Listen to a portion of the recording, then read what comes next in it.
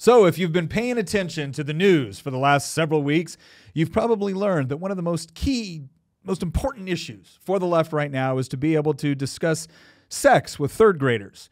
And those of us that find this to be, a little bit suspicious are now being raked over the coals within the media, Hollywood, etc. But what we're going to do, because every time this happens, every time the left does something extreme like this, and conservatives pointed out, they all of a sudden say, well, this isn't happening, or this isn't a big deal, or you guys are fabricating this in order to make a BS culture war that doesn't need to exist. So we're going to actually look at some of the videos that are featuring left-wing teachers discussing what they discuss with the children within our public school system. We're also going to be able to equip you with the arguments that you need in order to address the all-important issue of school choice, because that's been something that's coming up a lot. And when you see what's going on right now, right, again, not from me, when you see what's going on right now from the left, you're going to want to strongly consider more school choice options within your state. We're going to talk about what that actually entails, why it's good for you and your family, and we're going to equip you with the arguments to be able to respond to all the various accusations you're going to see from teachers' unions and everything else the moment you have the audacity to suggest that you as a parent should have more control over your child's education. All of that and more coming up on this episode of Making the Argument, where we make the arguments to defend a free society. And before we jump into today's episode, be sure to leave your comments on the YouTube channel, subscribe, and leave us a review on Apple Podcasts and Spotify. Thanks so much for joining us. All right, let's do some quick introductions. As always, I am your host, Nick Freitas, sitting member of the Virginia House of Delegates. But other than that, I am a good person.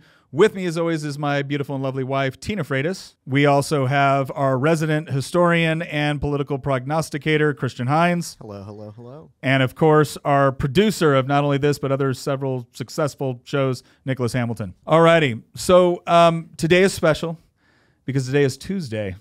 And Tuesday, as we all know, is Thomas Sowell Tuesday. So I'm going to read a quote, which I think is especially relevant, from Dr. Sowell. Thomas Sowell, talking about the state of American education, once said, "The problem isn't that Johnny can't read.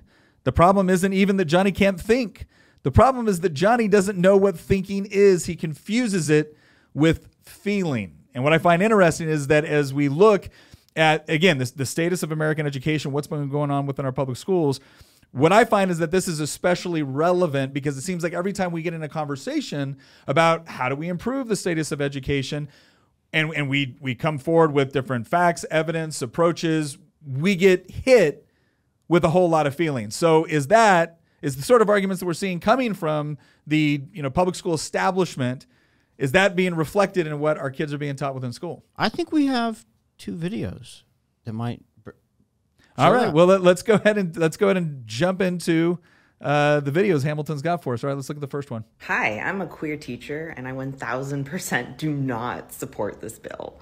And yes, I do know what's in it. The bill in itself is just another way to stigmatize the LGBTQ+ community. Kids as young as 3 and 4 are actually aware of their gender identity, even if they don't have the language for it. Also very aware of who they like and who they don't like. Heterosexuality is pushed on our kids on a daily basis at a very young age. Media, through books, the first Disney movie that you saw. To say that pre-K through 3rd grade are not ready for such topics is actually internalized homophobia and transphobia. They're very much ready for these topics and are way more accepting than adults when it comes to discussing these topics. We can talk about gender assumptions, pronouns, all the things. And it is child development appropriate and age appropriate. Was literally created as just another means to other queer people. Basically say that us existing is not normal. Okay. Age appropriate. It's age appropriate because it turns out that 3rd graders are far more accepting of these sorts of concepts. You know what 3rd graders are also far more accepting of? The concept of eating like 5 pounds of cotton candy in one setting, or the idea that unicorns exist, right? Those are some other things that 3rd graders are far more accepting of. But the idea that you would look at something like this, and this is saying like 3-year-olds, forget 3rd graders. Not 3rd graders, it's 3-year-olds. 3-year-olds. It's like, well, 3-year-olds are very accepting of all these, because they're 3. Like at what point do you look at this as a parent and go, wait a second, you don't get to sit here and discuss, like they're very aware of what they like and don't like. Yeah, they don't like bedtime. Like this is the standard now for what we teach a 3-year-old is based off of what this person's perception is of what they like and don't like. Well, the good news is that Ideally, somebody like that will not be in the public school system for much longer in the great state of Florida. Well, I mean, it clearly, if this is something where, again, it's this idea that they're, and here's what's kind of scary about this. You got to kind of look between the lines, right? It's not just they know who they like and they don't like. They're very aware of their gender identity. Okay, at 3 years old, if you're suggesting to children, because that's what part of this is, right? It's not just them relaying to a teacher what they like or they don't like. It's the teacher then coming alongside and reinforcing certain ideas to that child. And if she's suggesting as young as 3, I mean, you're telling me there's nothing wrong with that. I'm sorry, I got to stop you right there. This person actually identifies as non-binary. So sorry, my bad. No, but like I first off, God bless Libs of TikTok. Yes. Like for just collecting these videos that nobody is forcing the left to publish these things on TikTok, right? But they're doing it. And it's so amazing that like you continuously hear from other people on the left, this isn't happening. This is, culture war scaremongering from the right. This is, fake news, right-wing propaganda. It's not. Yeah. It's being willingly published by people on the left who are openly defending it. Yeah. And saying over and over again, we're proud that we're indoctrinating these 3 and 4 and 5-year-olds with, sex and gender ideologies. Oh, and it's trans and homophobic. If you disagree, you're a bigot. You're a bigot, and that's why your child needs to be educated by this. Well, again, because as far as this person is concerned, they're saying that from a very young age, heterosexuality is pushed on children, and it is. Let me just bring up another thing that is pushed on children at a very young age. Gravity. I was literally about to say that. Gravity is pushed on children at a young age, and how dare anybody at this table say that my child cannot fly? At 3 years old, they know that they can fly. They know that, gravity is just a social construct. And they know they don't like people that tell them they can't fly or to take a nap. They don't like that either. How dare you, bigot? Well, and that's really what this comes down to. It's this whole idea that there's and look, let's say you're someone that agrees, at least in part, with what this teacher is saying. The question ultimately is not whether or not you agree with this teacher or you disagree with this teacher. The question is it the teacher's role or responsibility to push this? And I would hope most parents would say, look, one way or the other, I don't want my heterosexual teacher talking about their, sexual preferences with my 3-year-old. And that goes for heterosexual people too. I don't want any teacher, anyone in authority, talking to my child about sex of any sort, anything along those lines. It's none of their business. That is a private issue. And let's be honest here. What they're doing is they're conflating two things, right? Because they're trying to make this all about this idea that, well, no, it's just about this is how I identify. And so that's critical for my identity and to be able to express that to children. And so I should be able to express this to children. And then you saw the statement, right? They want you to believe that, well, it's the cis normative or the heteronormative that's getting pushed on kids. And it's like, okay, wait a second. At what point is something a natural reflection of reality versus something that the moment you say trans, you're admitting that biologically it doesn't comport with psychologically the way you view yourself. And now you're introducing something to a young child, again, according to this teacher, as young as 3, you're introducing a concept to that child that those parents might not be comfortable with. The bad thing about this is that at these very young ages, as parents and as the people who raise children, we are supposed to provide a stable environment for them to learn reality and how to interact with reality. And when you're taking something, just kind of pulling the rug out from under them and telling them that there is no fixed mark, everything is just fluid, it's whatever you feel, you're not giving them any stable environment. And then we wonder why children are having just catastrophic mental health issues. And that's your fault. It's because you're a bigot. It's because you're not allowing this teacher to do this to your 3-year-old. You're a bigot, and so you're creating. I mean, that's the argument, right? We're the ones. Society has created this unwelcoming, in fact, oppressive environment where their particular identity or the way they self-identify, because it's not recognized in the same way that cisgender or heteronormative society is, therefore we're creating the conditions in which case, so if only your 3-year-old was exposed to this at an early age, then those conditions wouldn't exist, right? So their argument is we're the problem. And what's so fascinating about that is that every time they tell you this isn't being pushed on your kids, first of all, yes, it is. There's clear proof of it. Second of all, they absolutely believe it should be.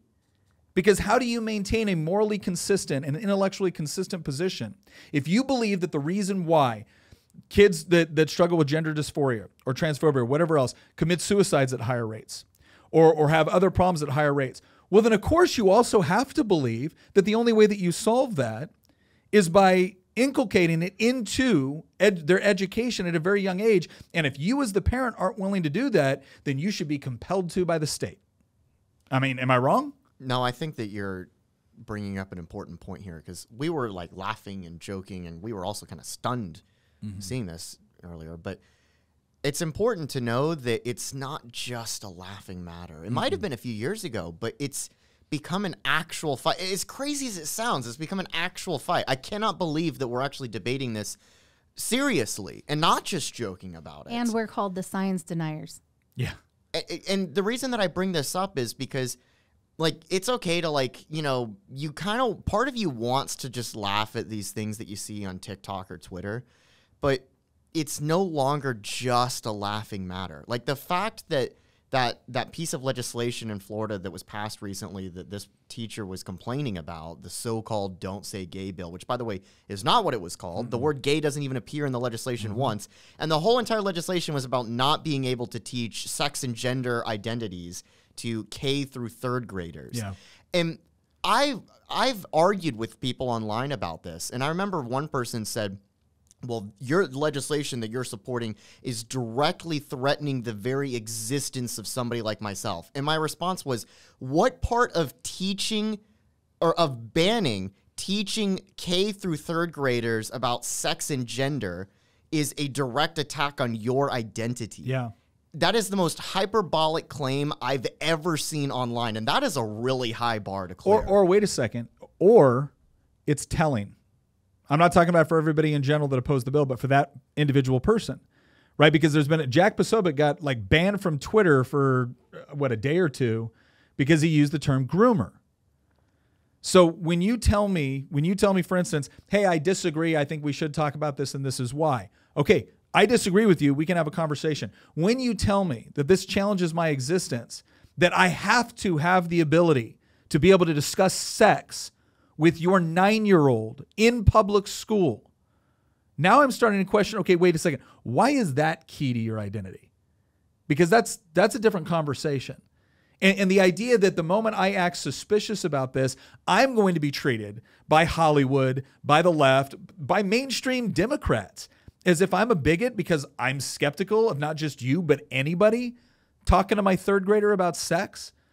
Not to mention the fact, I'm sorry, you've done such a bang-up job with reading, writing, and arithmetic that you've got all this time to discuss gender theory? Oh, yeah. Remember the reports in Virginia about all of the different test scores in the middle of the pandemic, and they just cratered across the board?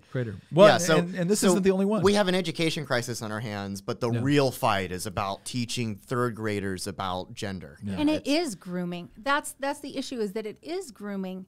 When a groomer targets a child, and when I say grooming, I'm talking about a pedophile who wants to molest a child. They start by targeting a child and making them feel very welcomed, and they're very warm with the child. And then they start introducing reasons why your parent just doesn't understand you, and why we need to keep some secrets from your parents, and why I can make you feel, you know, it's this whole, I will love you like no one else will. And this is what real love is. That is absolutely everything these people are doing with these kids. I mean, I saw another video where they were like, I'm your family now. Your parents don't accept you. I'll accept you. Yeah. And that was a middle school teacher. And well, we've got a preschool teacher, a clip of a preschool teacher in Florida here. Let's watch this real quick. Man, y'all thought me teaching the children about me being poly was crazy. But not only that, but they also know that I'm gender fluid. At one point last year, I had explained to them that I was not Miss Lois or Mr. Lois. It's just Lois because I'm not a boy or a girl. And this was all well and good until October, when I also explained to them that I'm pagan, so I am also a witch. And at one point, I had gotten a haircut, and I gotten the sides of my mohawk shaved down. And I come into work, and one of the children goes, "Lois, are you a boy? You have short hair." And his sister goes, "No, Lois is a girl." And a third child, who's my favorite, suddenly yells, "No, guys, we've been over this. Lois isn't a boy or a girl. Lois is a witch. Duh." So, quick question. Yeah. Oh my Where gosh. exactly does witch fall on the gender spectrum? That's when she got done explaining to her Whoa, preschoolers. whoa. Sorry, we gotta sorry. stop you there. When They got done explaining gender theory to preschoolers, and not just gender theory, but what poly was, what polyamorous was. Yeah, So it's the whole idea that I have multiple partners because, again, another very important conversation to have with preschoolers, apparently. That's when they got into, apparently, theology, right? And mysticism. Because, and I'm sorry, but a part of me looks at this, I'm like, okay, parents, are any of you like aware of this is going on when you drop your kids off at preschool? Because if I have one more leftist, because we showed you 2 videos. Tina mentioned a third video. Go on Libs of TikTok. Just go on Libs of TikTok and scroll through it, because here's what you're going to find. We're not the ones exaggerating this. And as Christian pointed out, this is not something where they're like, oh, secretly, hey, we had a conversation. Somebody asked me about my wife and I corrected them that it was my husband. And they were confused. That's not what's going on. You've got a preschool teacher explaining to the preschoolers, oh, no, I'm not a boy or a girl. I'm a witch in a polyamorous relationship. Right. And to even explain that you're polyamorous to a child means that you are telling them what you like to have sex with. Mm-hmm. That's what you're telling these preschool kids. You're telling them what does it for you. And I'm sorry, but that is never something you should be talking to a little child about. But you heard the other elementary school teacher, Tina. I mean, the reason why they have to do this is because, 3-year-olds are a lot more accepting than adults when it comes to issues like this. Yeah, the reason why they have to do this is so that they can continue to groom these children, so that, later they can make pedophilia really mainstream. Well, and just wait, watch. Yeah, I had somebody a while back, I can't remember who I was talking to, but I said within 10 years, you're going to see pedophilia move from something that society in general feels is completely unacceptable and criminal to it's a disease or a sickness which must be understood, to it's something that you cannot discriminate against someone for, to actually this is totally normal, to you better celebrate this or you're a bigot. I said within 10 years. Like I am not wrong on this. And it's amazing because, again, even when you make that claim, they'll come back and say that there's something wrong with you. But this is why so many parents right now are looking at what's going on, because no matter what Democrat talking heads or teachers unions say, I mean, don't get me wrong, parents were already mad because schools were actively discriminating against their child if they were Asian in Virginia. And that's not hyperbole. That's a federal judge. We had to correct that this year because there was a school in Northern Virginia that was deliberately discriminating against Asian students, right? Parents were already mad about that.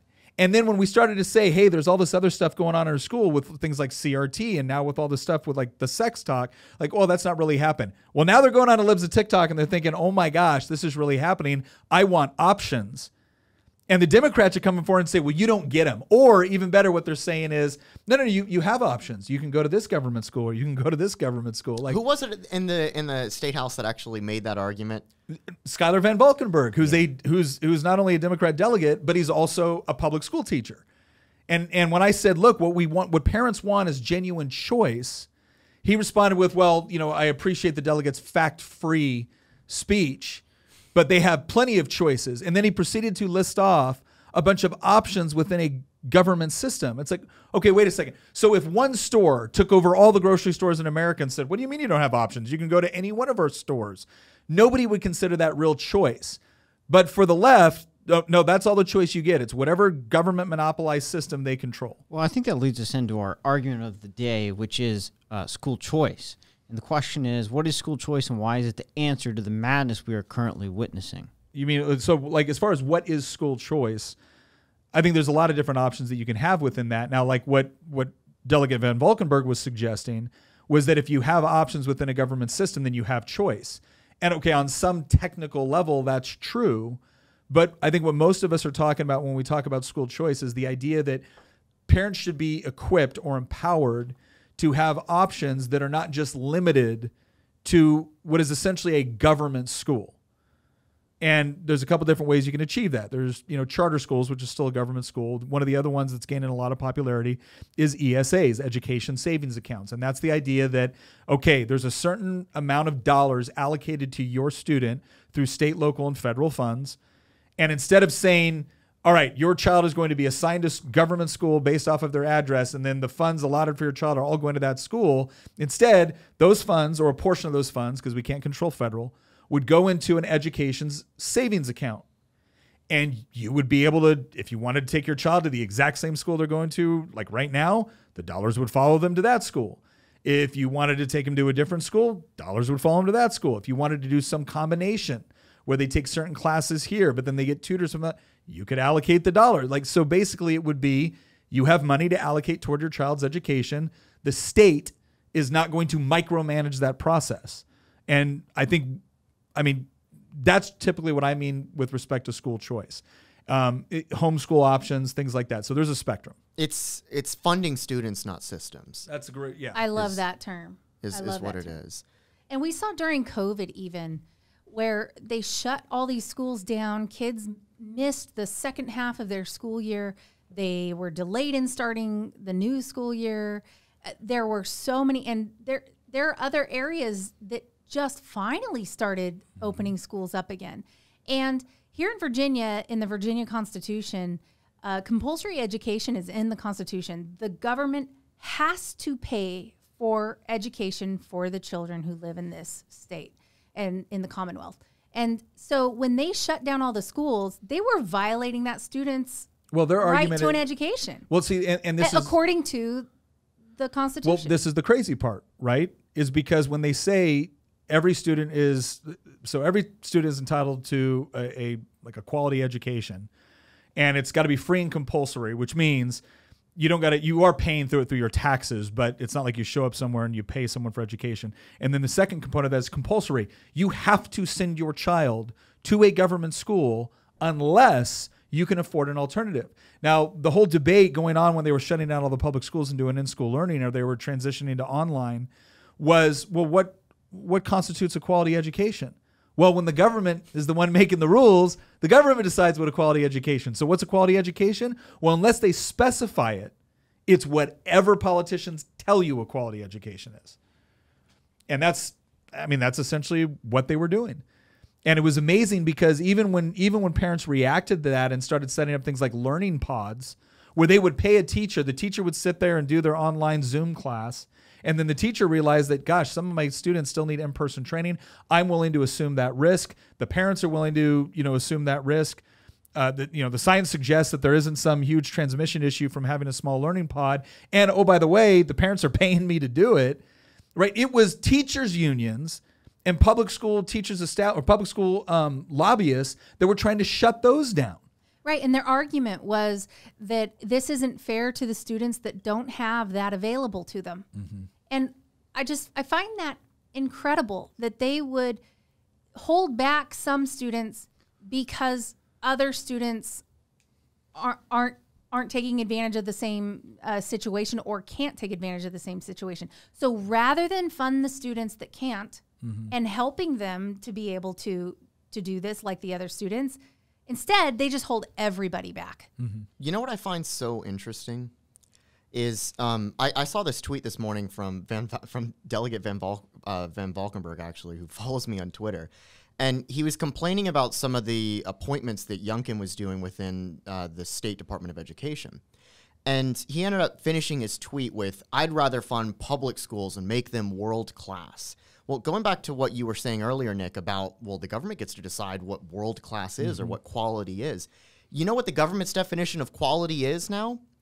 I just pulled up the test score results of the 2021 to 20 or of the 2020 to 2021 SOL scores, and for all the faults of the SOL, and I'm not necessarily defending standardized testing, but it's one of the handful of statistics that we have to measure, you know, where things are versus where they were before the pandemic. And according to the government, apparently a 54% pass rate on mathematics or a 69% passing rate in English versus what used to be a 82% and 78% before the pandemic. That's now quality. Even absent of the gender and sex indoctrination stuff that's happening in the public schools, even take that out of the equation for a second. There is still no argument that can reasonably be made against funding students and not systems. Just look at the test scores that took place in the middle of COVID. And so and then when you throw in things like these TikToks that that public school teachers are putting out all over the country, you've just got to ask yourself, what the hell is happening to our public schools? So, Nick, I got another question for you. Why is it that the left claims that school choice is racist? This is a good question, because I think this is one that confuses a lot of school choice advocates when they hear it. They'll hear, school choice is racist. And sometimes they make this nuanced argument that, well, it enhances discrimination, like white flight and all these other things. There's actually another reason in the South why school choice is sometimes associated with racism. And I think this is important to understand when we're making the argument, because if you don't understand this, if you don't understand the history, then you can alienate someone without intending to do so.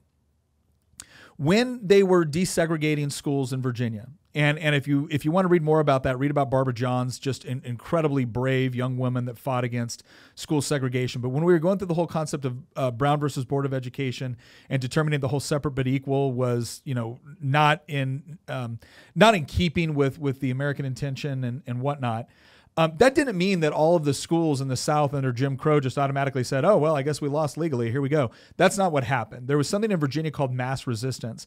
And what there was is there were a lot of racist parents, and there was a lot of racist organizations.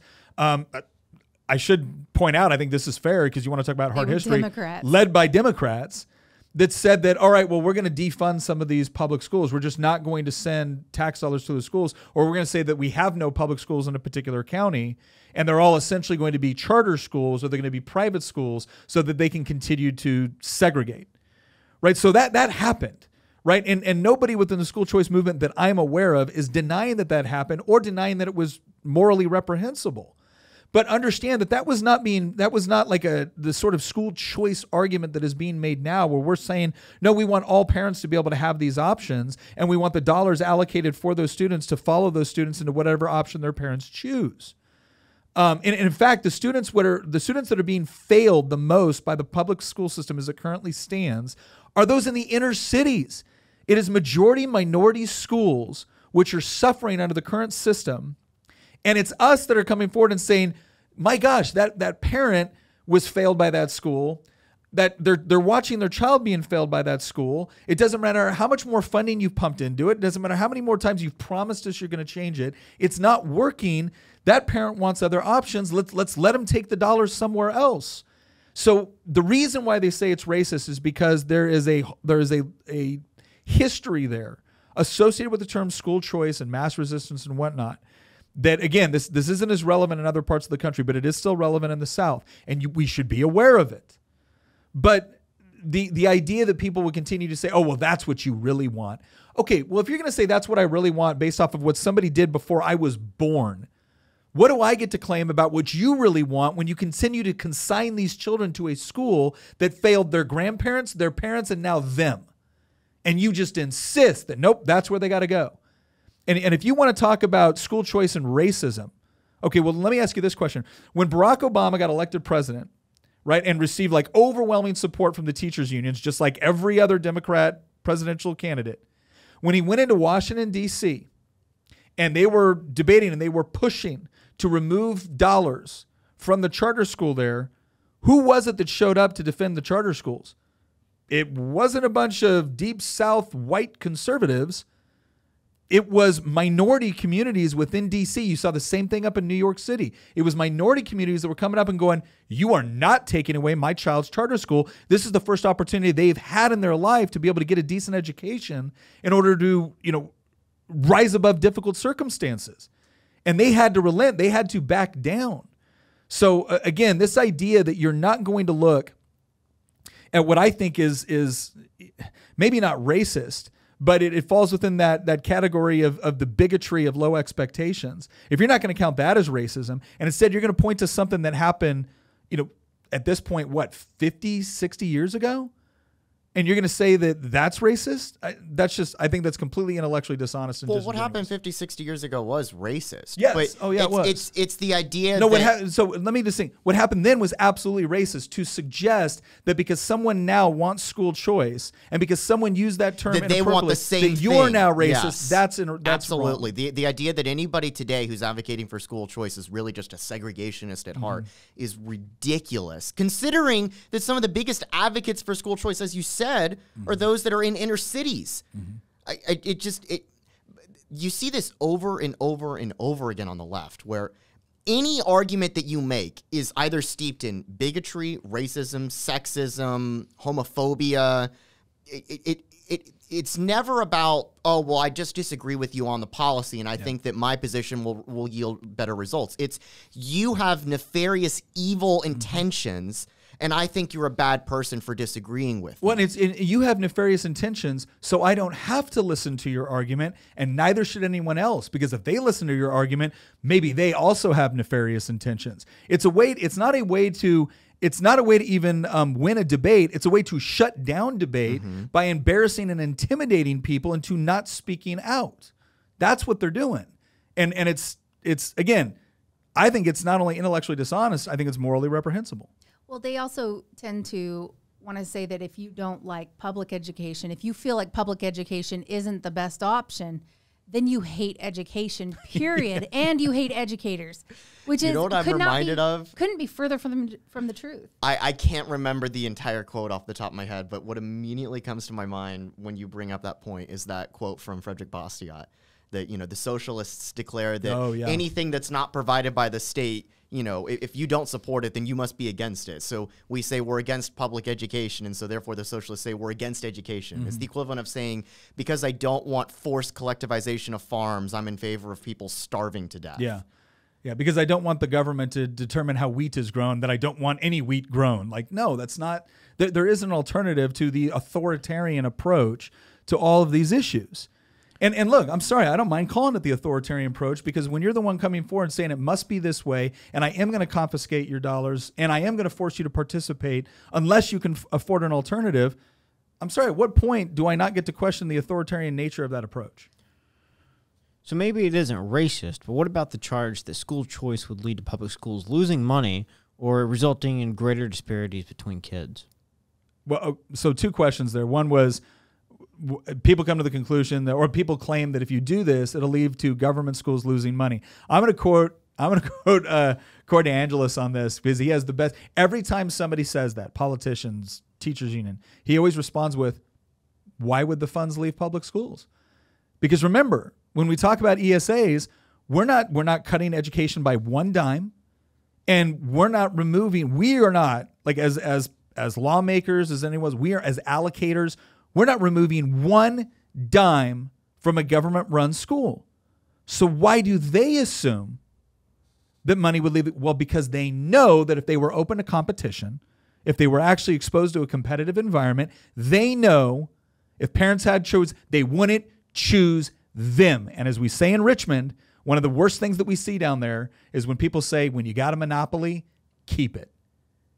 And so I think that's the first response to that, is the moment you say, oh, well, this is going to cost funds to leave government schools.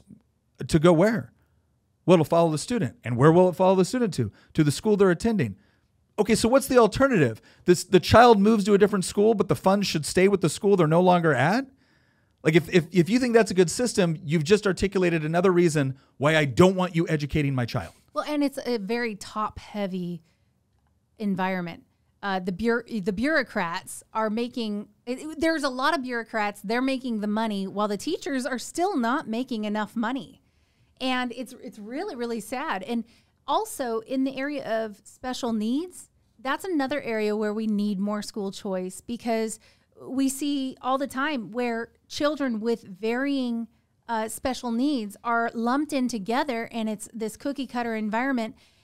And it's not causing any of those students to thrive, because they each have different issues that need to be addressed differently. And if their dollars could follow the student, then other options would come into the arena, and they'd be able to take their child to a perfectly fit, education for their child. And we talk about diversity, and education is very diverse, or learning styles are very diverse, but public education is not diverse. If you look at, they talk about diversity, but they only want it as far as your skin tone. They don't want any diversity as far as how we teach, how we learn. See, this is the part where Skylar and them would come in and say, well, that's not true at all. We have all these different programs. Okay, but here's the question. If none of the programs you are offering through the government system that you require me to finance and you require me to attend, if none of those systems are providing my student what they need to succeed, what is my option? You don't get one, because we've exhausted what the government will allow you to have. And the funds are earmarked. Yeah, well, I think any funds that come from the federal government or the state government, they always come down with mandates to be used, or oftentimes to be used in certain ways. And so it makes for a very difficult situation for a parent who has a child with special needs or with a learning disability, whether or not that's funded. Well, and it's the whole choice component here. If one of the options you have generously allowed me, representative, if one of them don't work, what's my next step? What's my next option? You don't have one.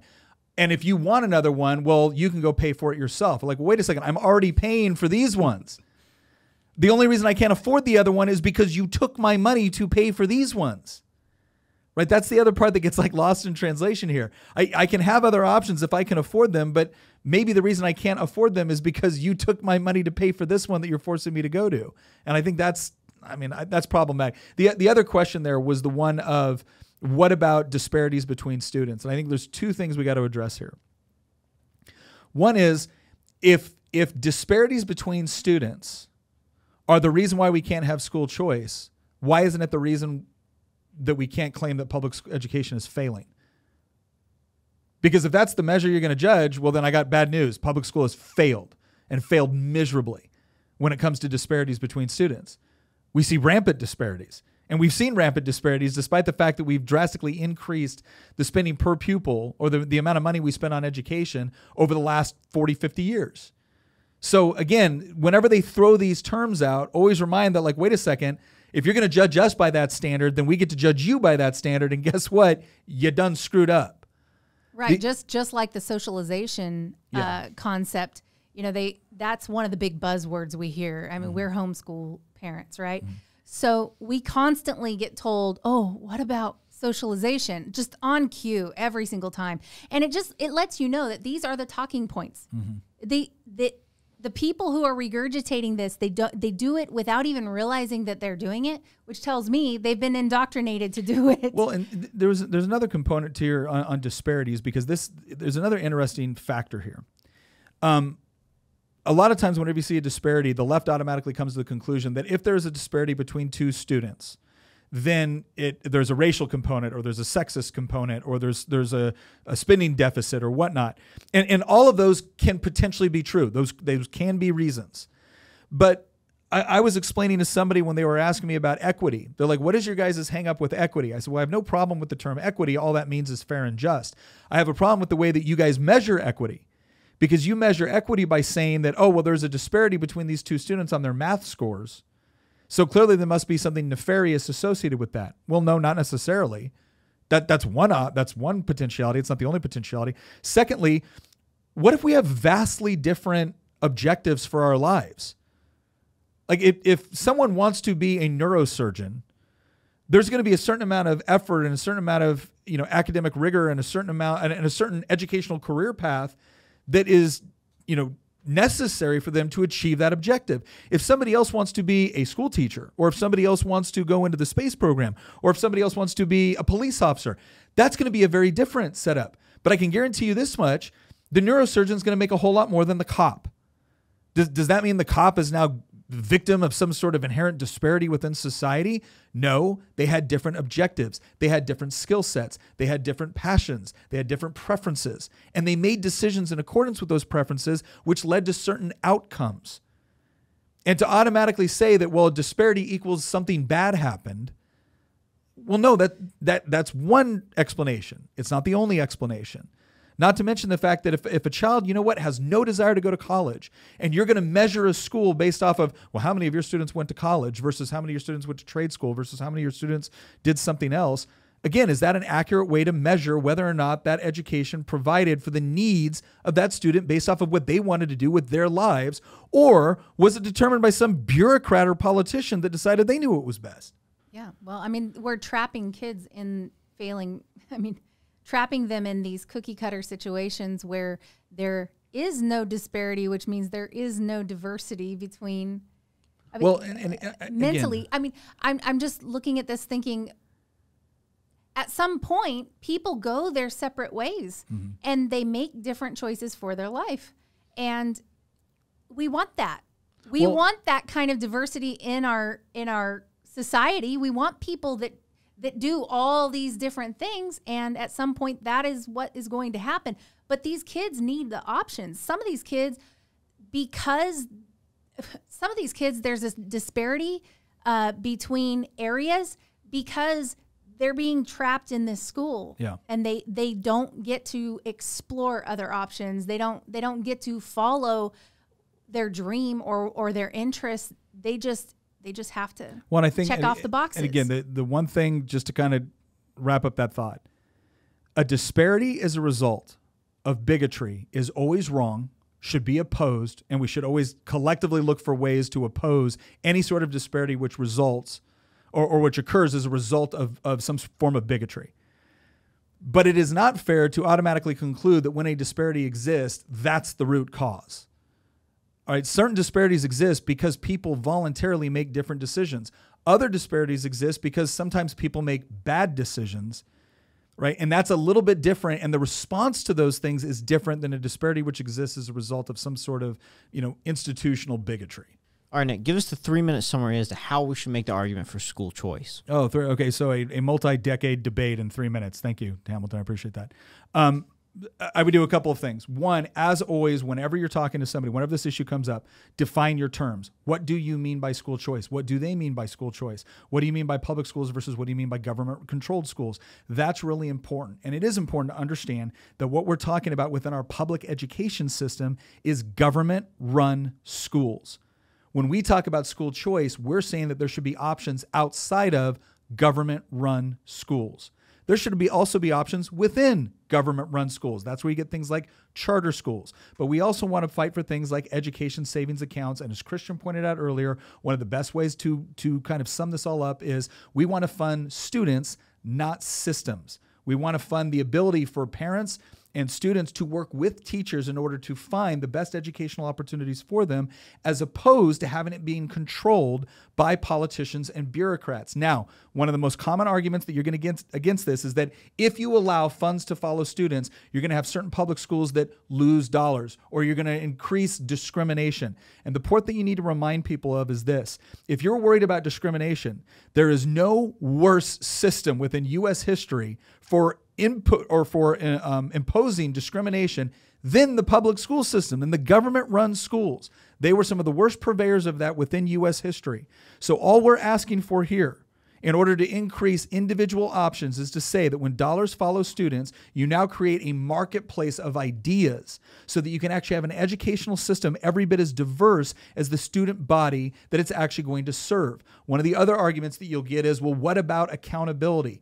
this is something that I always love to hit back with and say, nothing is more accountable to you as the customer than when you can choose to go somewhere else. But if the government is taking your money, forcing you to put it toward a particular outcome or a particular system, and then requiring you by law to send your child to that system, and then saying, well, no, you still have options. You still have the ability to have accountability of that system. You get to vote every 2 years, or you get to vote every 4 years for your local school board members. That's not real choice. You would never accept that if you were talking about buying a car or buying groceries or buying a house. You want options, because options provides not only a diversity of services and goods that you can have access to, but it also increases the overall quality as people compete for your service as a customer. And at the end of the day, that's what this is about, is getting your child the best education possible. And you're not going to get that through a government monopoly. So that's the thing that we want to emphasize, is that ultimately this is not about one politician or one ideology forcing their particular worldview or approach to education on your child. It's about creating an environment where you have options.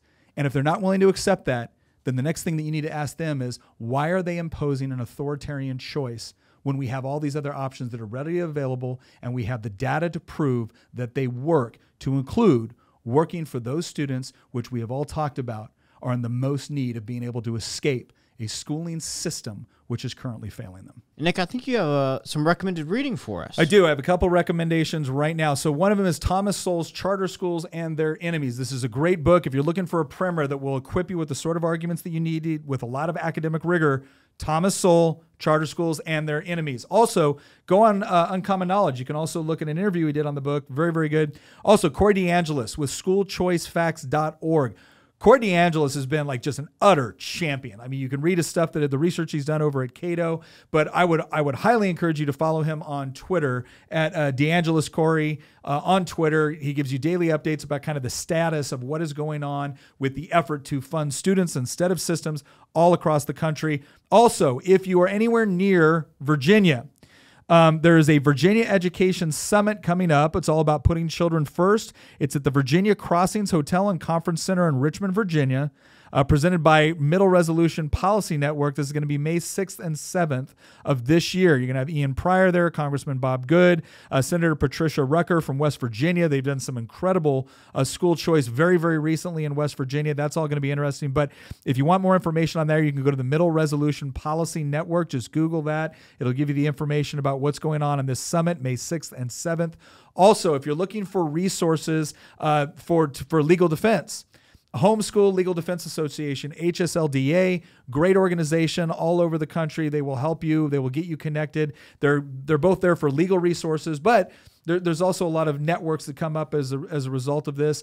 Here in Virginia, we have things like the Home Educators Association of Virginia. You'll be able to find similar organizations in whatever state you live in. Those are a great place to network and find resources in order to make you successful, both as a homeschooler, but also to get the additional resources that you need to make arguments for greater choice, parental involvement, and creating the sort of diverse educational system that meets your child's needs instead of some politician or bureaucrat. Well, we know there are a lot of great options for schooling outside of the public school system, and I even went to a charter school down in North Carolina when I graduated right after middle school, and that really led me onto a great path for college.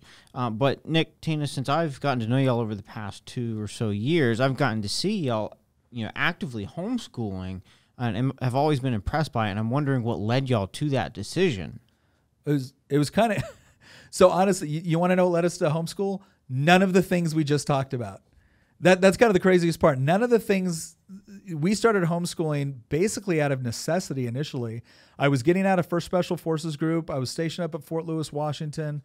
We really weren't sure where we were going to end up yet. I had a couple of different job opportunities, and the bottom line is we needed to. Our oldest daughter at that point was 6. She was going into 1st grade. Yeah. So she had gone to kindergarten in DuPont, Washington. Yeah. And that was during the Obama election time of year. After. Nick was in Iraq at the time.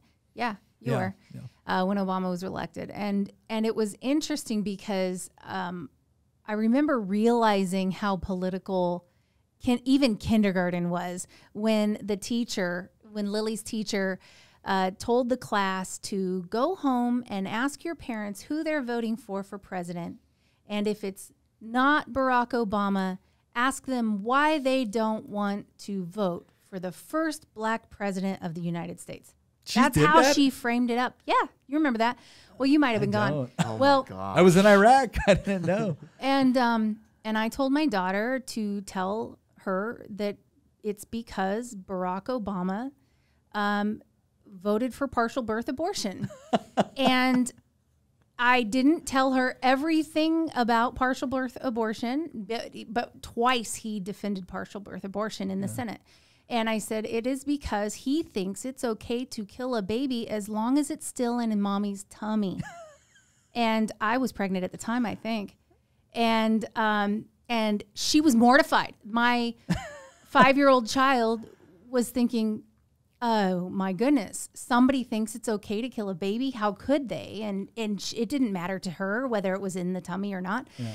And I know that sounds like a really extreme answer to give to my 5-year-old, but I decided that if the teacher was going to play this game, I knew a game worth 2 of that, and she could go and tell the class. So I said, please go, and when the teacher calls on you and asks, please tell them that. And she did. That's our girl. Well, and so we're leaving Fort Lewis, Washington. We've got to come up with some sort of educational solution for our kids. And so, we started homeschooling, and Tina looked at me like, oh, we started homeschooling, because Tina really did like the absolute brunt If you would have have asked me if we would ever homeschool, I, of course, would have said no. We weren't homeschooled as students. I experienced public school and private school. So did Nick. And I had always grown up thinking that homeschool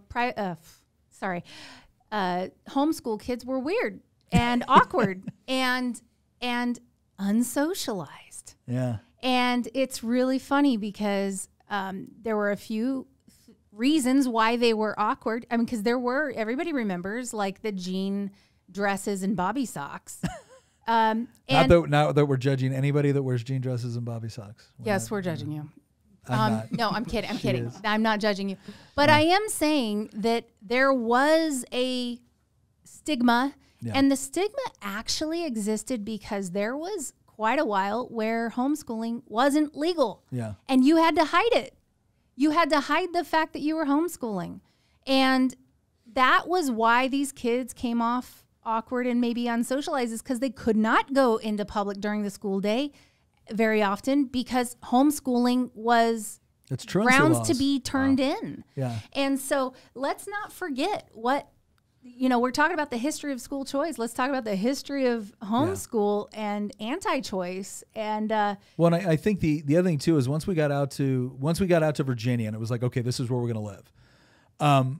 We still didn't. The plan was not to homeschool all of our children all the way through high school, because Tina and I also are looking at each other like, okay, we can handle like the simple addition and subtraction. Once they start getting into algebra, and God help us, like calculus or trigonometry, daddy is of no use at this point.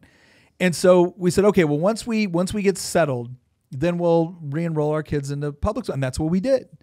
We got settled. We re-enrolled our kids in public school.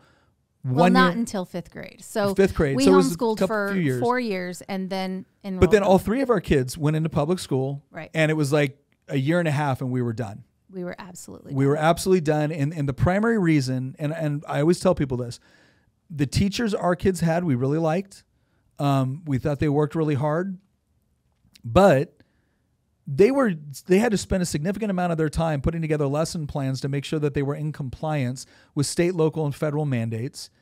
When a kid in the class, when a kid in 5th grade walks over and tells my daughter that she's going to beat her effing ass, right? And my 5th grade daughter is like, this girl wants to beat me up.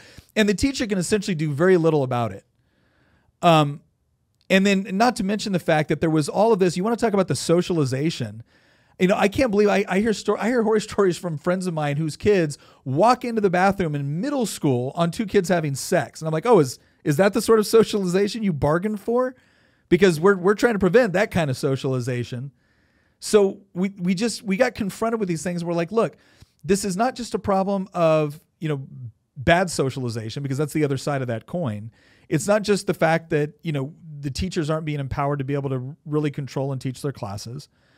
it's not just the academics are not meeting our kids' individual needs, because all three of our children learn very differently and they have very different life goals.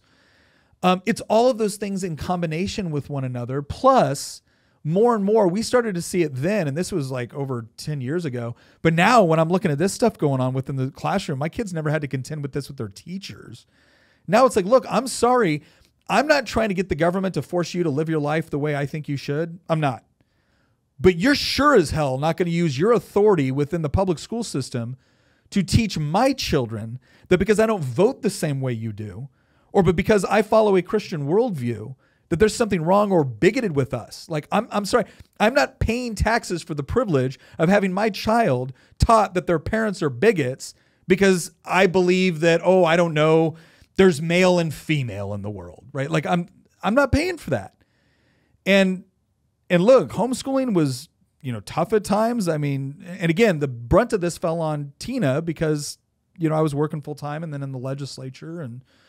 Yeah, it was definitely a lot of work, and I wouldn't say that necessarily homeschooling is for absolutely everybody. No. The other thing, too, is that I think some people have this idea that, well, I'm homeschooling because I don't like what's going on within our public school system.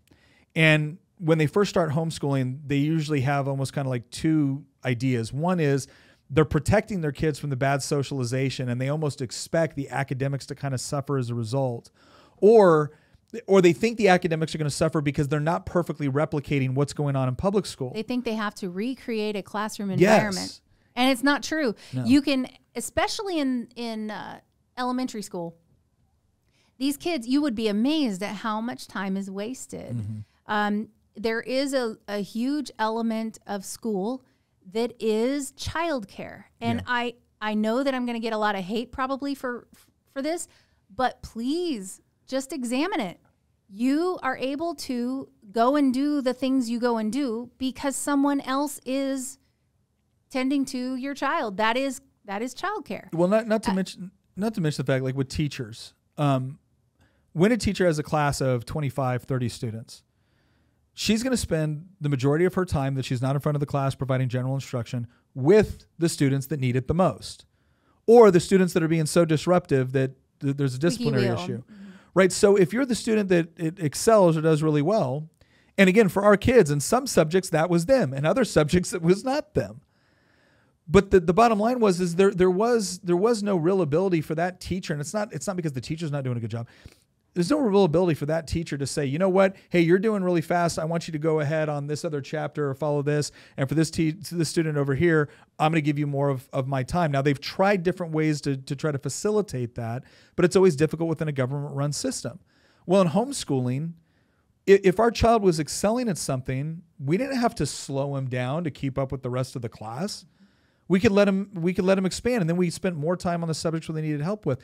Not to mention the fact that our ability to expose them to, concepts or ideas or trips or things like that, where I don't got to get a permission slip when we want to take the kids somewhere, and there's a learning environment within that family vacation or something else.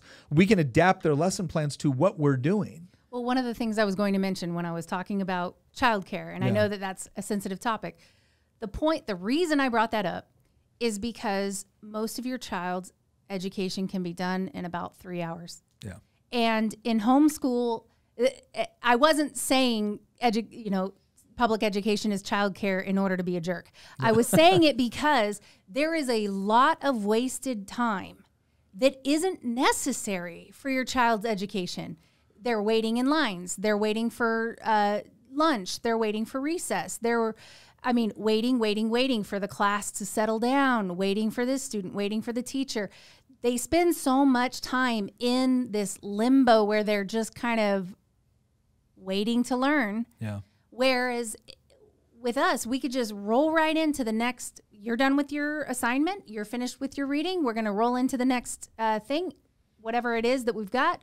And then you're done, So my kids would start school at like 9 a.m.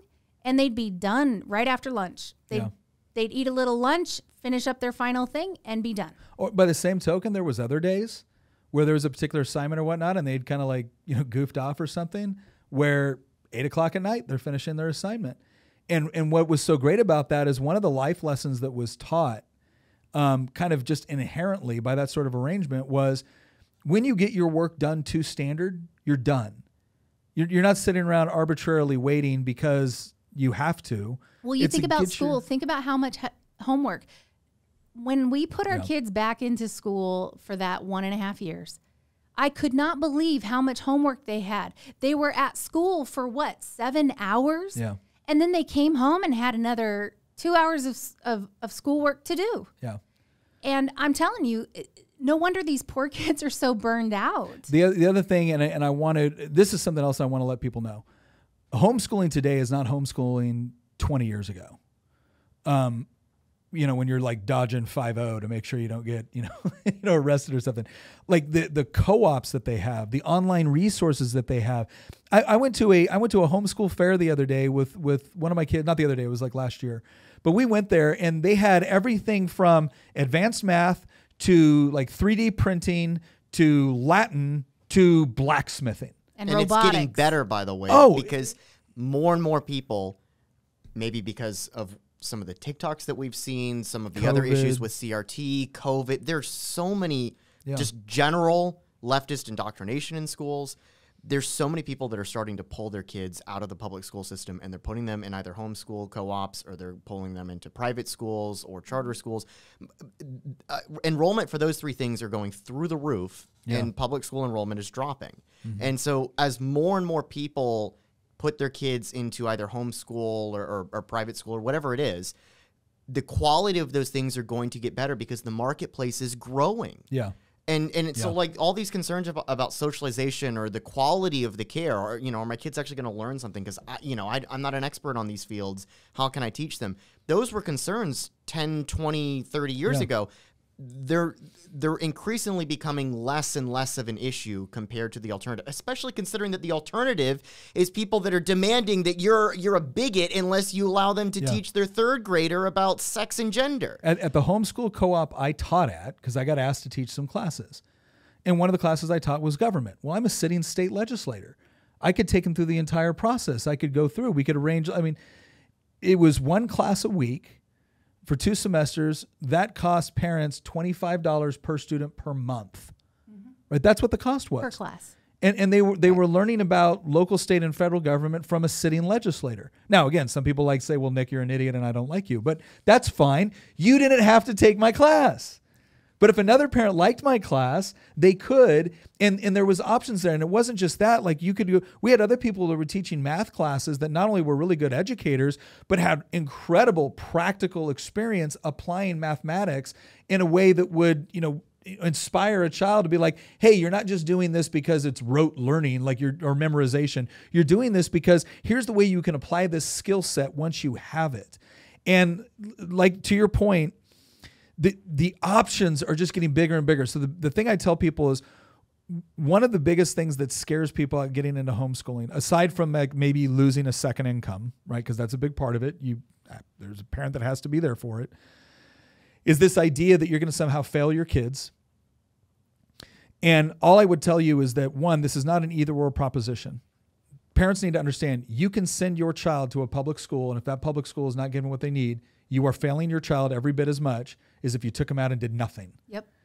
Okay. Secondly, part of the reason why parents feel so intimidated about transferring knowledge onto their kids is because there's an entire industry built around this idea that if you don't have a master's degree from Penn State, then how could you possibly teach certain life lessons or skills to your kid, or that if they're not going to a particular government institution in order to learn it, there's something wrong with you or you're letting them down. No, there's all kinds of resources that you can get access to, whether it's Khan Academy or whether it's a local co-op or whether it's online resources or whether it's other experiences. But my gosh, if this just isn't for you, legitimately isn't for you, I'm not going to be the one to try to compel or force or pressure you to do it. But my gosh, do not let the very people that are doing that, what we just witnessed, don't let them be the ones to intimidate you into suggesting that you don't have what it takes to be able to be involved in your child's education, be an educator, and get them the additional resources and access to people that can help you make them a success. I want to add one more point to what you just said there. and we haven't brought it up once this entire conversation, but one of the other objections to, taking your kids out of public school, I'm sorry, but ask yourself, the Democratic legislators that are ruling over us in some of these states and cities, ask them where they're sending their kids. Yeah. Ask, where did Barack Obama send his kids? Oh, yeah. Where friends. Where did Governor Terry McAuliffe send his kids, who almost got elected to a second term? Mm-hmm. He didn't send his kids to public school. And if he had an issue with public school, why are you supposed to accept it if he didn't accept it for his kids? Mm-hmm. No, it's a great point. It's a great point. Some of the biggest people screaming about school choice in the state legislature here in Virginia, you go look at where they send their kids to school. And it's like, you know what? I don't want to hear it anymore. I don't want to hear it. If it's good enough for your kids, it's good enough. I don't want to hear it kids. from Delegate Van Valkenburg, who complains about how, well, it's our responsibility to have a world-class public school education. Really? Because he doesn't think it's a world-class education system, or else he would have put his kids in it. Yeah. But he doesn't. So quite frankly, I'm sick and tired of hearing the argument from teachers' unions and from leftist politicians that you're a bigot if you oppose the public school system, because by their own logic, they're bigots because they don't put their kids in the public school system. And I'm sick and tired of people acting like that we're not allowed to talk about that. Yeah. We absolutely should be allowed to talk about that, because it exposes the hypocrisy of the people who want to impose mediocrity on you and your children, and they want to send their kids to the best place they possibly can. You should have a right to do the exact same thing. I don't think you could have summed it up any better. So I just want to, again, with that, I want to encourage everyone, if you like the conversations that we're having here, make sure you like, make sure you subscribe, make sure you share. When you share this to other people, it drastically increases the amount of circulation it gets. Also, please leave us comments. If you're listening to this on Spotify or Apple Podcasts, you can go in there, you can write us a review. Please leave us a 5-star review. If you're on YouTube, leave us some comments in there. We're also trying to get this more on Facebook as well. So wherever I have my social media pages, you can go on there, get access to this program, leave us some comments, interact. We're actually going to be coming up with some more features here going forward that allows for greater interaction as well, because ultimately the reason why we're making the argument is to better equip you to be able to make the argument to your friends, family, and to your kids in order to defend a free society. Thank you very much for joining us, and we'll see you next episode.